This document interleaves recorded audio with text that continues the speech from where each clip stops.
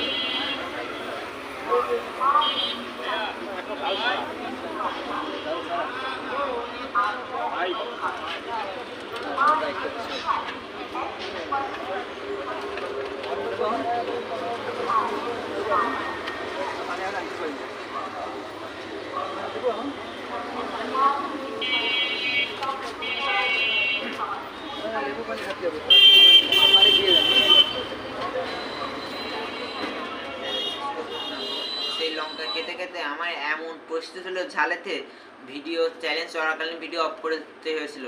তাই আমি এখন বাড়ি এসে ফ্রেশ ট্রেশ হয়ে ডাক্তার দেখে আমি ওষুধ খেয়ে এখন সুস্থ আছি কিছুটা।